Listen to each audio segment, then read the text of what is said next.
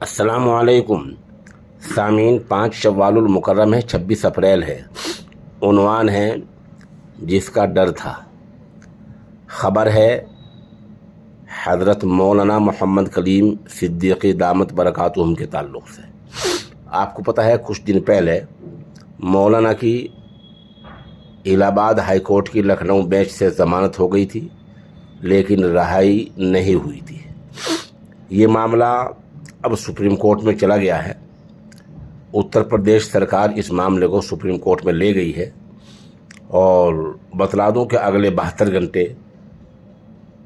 نہایت ہی بحرانی کیفیت کے ہیں۔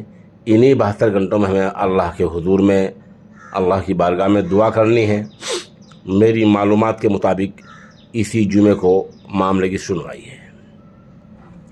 ہمیں دعا میں لگ جانا ہے کہ اللہ تعالیٰ حضرت والا کو جلد از جلد جیل سے رہائی فرما دے۔ ظاہر سی بات ہے یو پی سرکار کے وکلاء اس بات کی کوشش کریں گے کہ الہ آباد ہائی کورٹ نے جو ضمانت دی ہے اس کو خارج کیا جائے، اور ضمانت کی بات نہ مانی جائے، اور ابھی ان کو جیل میں رکھا جائے۔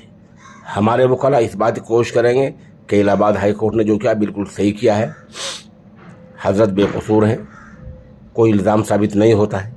اس لیے آپ دعا کریں اللہ تعالیٰ جلد از جلد رہائی مل جائے۔ یہ بتلا دوں کہ یہ خبر سوشل میڈیا پر کل چل گئی تھی، لیکن جو معیار ہمارا اپنا ہوتا ہے خبر اپلوڈ کرنے کا، اس معیار پر نہیں اتری تھی۔ رات تقریباً 10 بجے مکمل تصدیق ہو گئی تھی کہ ہاں ایسا ہو چکا ہے، لیکن معاملے سے جڑے بہت ہی قریبی ایک آدمی نے مجھے منع کیا تھا کہ خبر ابھی اپلوڈ نہیں کرنی ہے، اس لیے رات خبر کو روک لیا گیا تھا۔ آج صبح میں خبر کو اپلوڈ کر رہا ہوں، اور تمام سامعین سے دعا کی درخواست کرتا ہوں۔